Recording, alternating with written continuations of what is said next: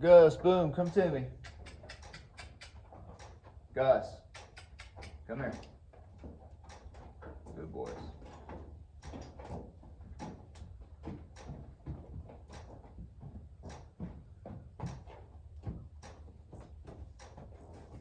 Yeah, Captain Friendly. All right. So, how y'all doing? How y'all doing today? All right. So, a number one way how you can start messing up your horse, or somebody else's horse, or whatever, and this goes.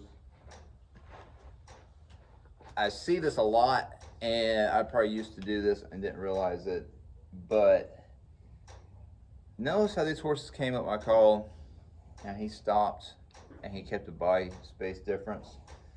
Horses don't understand. Hey, come here, boo. Come to me. Come to me.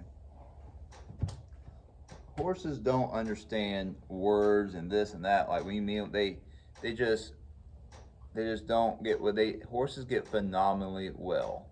But horses read insanely well is body language. When you're walking up, they can tell if you're a confident person. They unless they just have not been around people at all, if they've been around people, they can read you incredibly well, and that's all they know is body language and whatnot.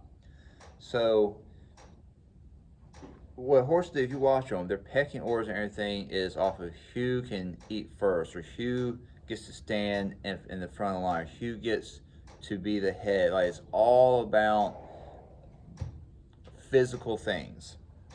Notice when these horses came up, they did not break my body space. The number one way you can screw your horses up is start letting your horses break your body space. If they come up, and it's just like a human being, you're like, well, where's the line? The exact same thing as a stranger. If a stranger comes up and gets just uncomfortably close, and you start getting like that uncomfortable feeling, it should be the same exact thing for horse. And what we've done is we twisted things up in some of our minds where, oh, I worked so hard to catch. Oh, this horse wants me. This horse needs me. Oh my, no. First, there's respect, a balance of respect and trust. It has to be built up. If I don't know a horse, that bubble gets bigger. If I trust a horse and we have a relationship, that bubble can get somewhat smaller. But the rules are, I can break his bubble, he cannot break my bubble. Okay, that's the rules. Now they'll gently swing their hands sometimes and they'll get away with it, but I don't let them like look at something and swing to my body space real quick, or swing around and shove me around, or anything, or step in on me. Step in is a really big deal. I don't care what anybody says. I don't care if a horse starts edging over. I see cows. I see lots of animals do this. I mean, this is very true for dogs, horses, cows. A lot of what I'm saying here applies. They read body language, and like if I was standing here, what are you doing? Whatever. If I was standing here and he kept on edging over, I see a horse doing when someone's standing, they'll keep on edging over, and like almost stepping on someone's foot. And that is not by accident. That is a sign of disrespect, knowing they can push you around and they're pushing limits, and testing you. So let me tell a little story here on Gus. I put all the horses in the stalls and feed them, and I'm getting ready to harness him up. He's younger, and it's just another routine, just another day. Everything's normal. And I opened the stall door to go in there and brush him down. Open the stall door, he lays his ears back at me, lunges at me with his mouth open, just pissed off. And so I slammed the stall door shut. I grabbed the first thing handy, which was a axe handle, and we went there and had a little come to Jesus meeting. And he threw his ass in at me, and we had to have a come to Jesus meeting over everything. And we made it extremely clear that that would not end well for him. Now, I did not understand at the time that this horse has never shown any aggression. I'm very big on body language. I don't let him get away with things. I don't let him shove me around. So normally that comes from people People say, "Oh my goodness, a horse never done that before." Where? And you sit back, no, freaking, they've been doing it nonstop. They've been showing you disrespect nonstop. They just took it to another level. And so, I see this a lot, and that's why people need deadheads or really bred down horses, because they can't handle. They need a lazy deadhead, so lazy and dead that it won't try anything. They're just too lazy and dumb, because they teach so many bad habits to their animals.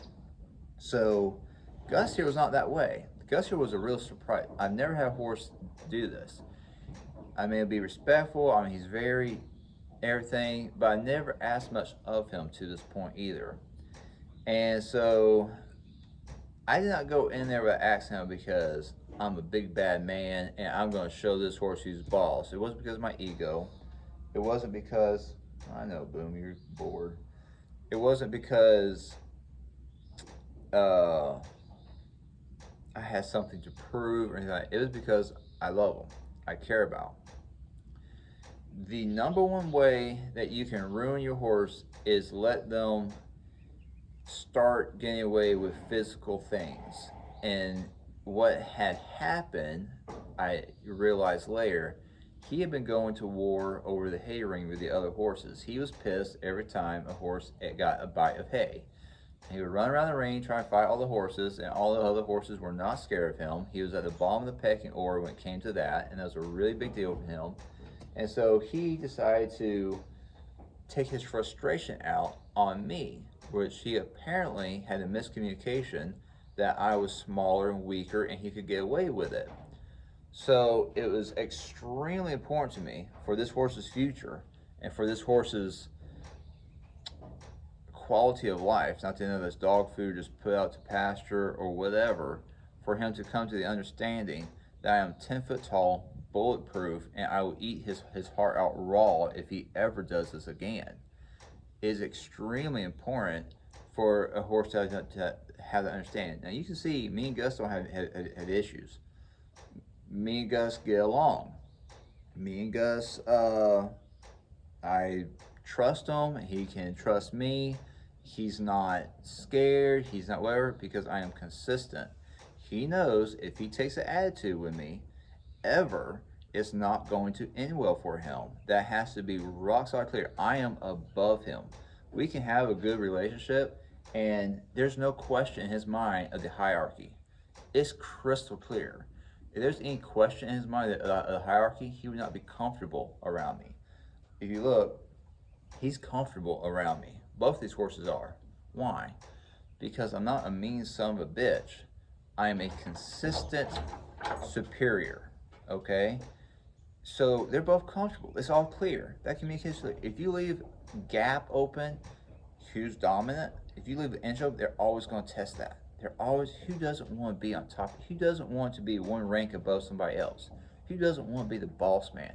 Who doesn't want to be just left alone when they want to be left alone? When there's a miscommunication, you take an animal, I think a normal horse's bite force around 500 psi. A pit bull is around 230. These drive horses' bite force would be incredibly higher. I think a regular horse kick force around like 2,000 pounds. These draft horses would be what? One bite, one kick.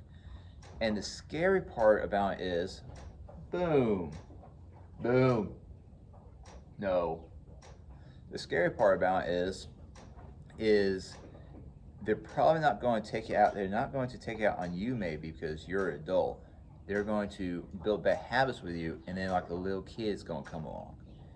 And they're going to say, hey, he's even smaller and weaker. They're going to test it out on that little kid. Little kid's going to, you're going to say, oh, the little kid did something to that horse. Well, I don't know what that kid did to that horse to make it kick. But, no. It was in that horse, possibly. But so often, it's that the adults or people who have been handling that horse have been teaching that horse bad habits, and the kid's smaller and weaker, and they're going to test their new disrespect out on the smallest, weakest one, build confidence with that, and then bring it on to bigger and bigger predators. So don't, everybody wants to talk about abusive people with whips and people doing this and that. Other happens. by far, I believe the number one reason why horses go to dog food and are just ruined beyond fixing. When a horse gets screwed up, when a horse gets away with being aggressive and being dominant, basically the only way to fix it, I don't care who says what about treats or whatever, the only way to fix a mean, aggressive horse that's gotten away with it a bunch of times, come here, a bunch of times, is harder, meaner, rougher corrections. All right, whether that's round pinning the shit out of them, whether that's with force, whatever it is, you have to be rougher and meaner, and the whooping and the corrections that are given to the animal belong on the people that ruined that horse and taught that horse bad habits. That's where those disciplines belong. Unfortunately, the horse is the one that catches the abuse of those people teaching bad habits. And so the option is either that or dog food. Either they go to someone that can correct those things, risk their life, which is dangerous, correct this aggressive, mean horse with these problems, which they can kill people, you know. I'm missing teeth. Ever since I was a kid, I've been stomped around stuff. That's how I got my start. It was correcting. I got horses cheap when I was a kid because I was correcting bad habits other people taught. And these are people that had been around horses their whole life most of the time, whoever will tell you that, whatever. You know, even now, I know some of these same people, they rescue horses. No, they don't. You know, they stick them out to pasture and throw them hay and call it rescue. They don't live. Those horses had good habits and went on to live good lives and interacting with humans, going and seeing new places. They get better care. They get brushed. They're easier to be around. If you're scared, hey, you're going to get bit or can't run a horse, you're not going to brush that horse. You're not going to check his feet. You're not going to take it to the farrier to have his feet trimmed. You're not going to treat that horse the same as if you could trust that horse and be around that horse. I know you want back. You're scared. Boom's back there eating. All right, you can go. So yeah, that it's not the people with whips that are sending the most horses to the dog food factory. The people with the treats and the hugs that are needy and want the horse to be something they're not. Everybody say, "Oh, what a sweet boy Gus and Boom are." Yes, they are, because they've had a lot of repetition of good handling.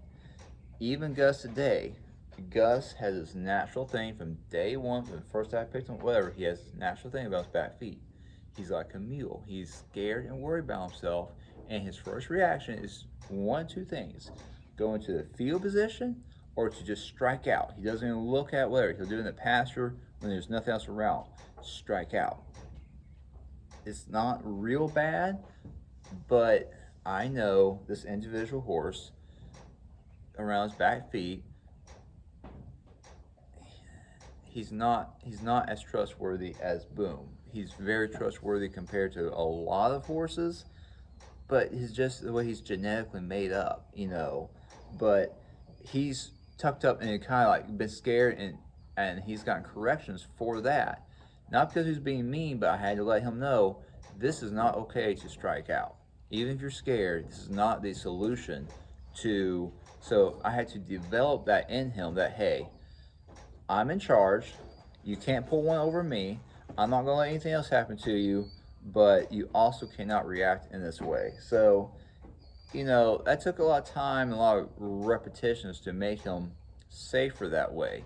But if he had gotten away with it, let's say 3-4 years, or he struck out at humans and gotten away with it multiple times, I don't know if I ever could trust him again. You know, because he had gotten away with it so much.